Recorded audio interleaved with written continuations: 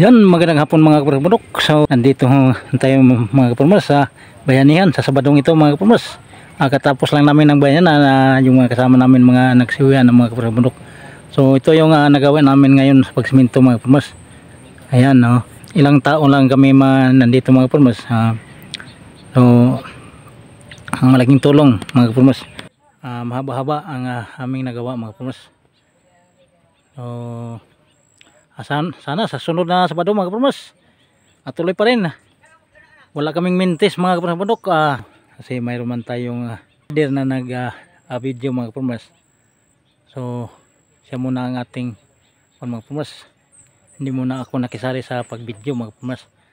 So ito kita ko pa rin para may pang-upload lang mga kaparbundok para maka pang-maintain na sa upload mga kaparbundok.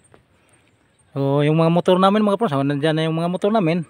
So lampas pa doon mga kaparbundok sa taas, lampas pa yung aming narating mga kaparbundok sa paglinis.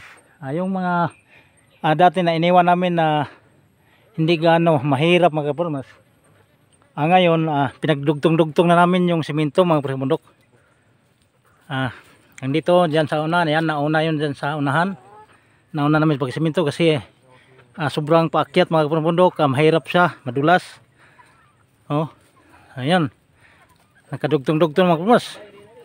At doon naman sa baba, sa mga ilang simento na rin dan sa baba, maidugtong na rin namin mga kaparbundok.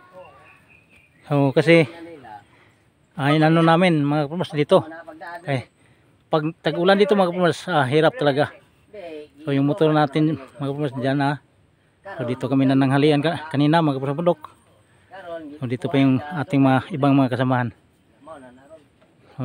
Yun ang aming nagawa sa Sabadong ito mga kaparbundok, pang 31 na Sabado.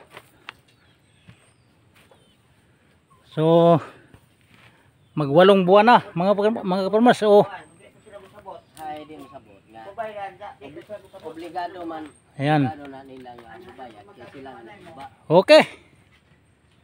So maraming salamat sa hindi pa nag-subscribe, pag-subscribe na at kung nagustuhan niyo itong mga ganitong video dito sa bukid mga kaparbundok, paki-like din at saka kung gusto niyo ma-update palagi sa ating mga video, mag-notify mga kaparbundok para updated ka ni Miles Awi TV.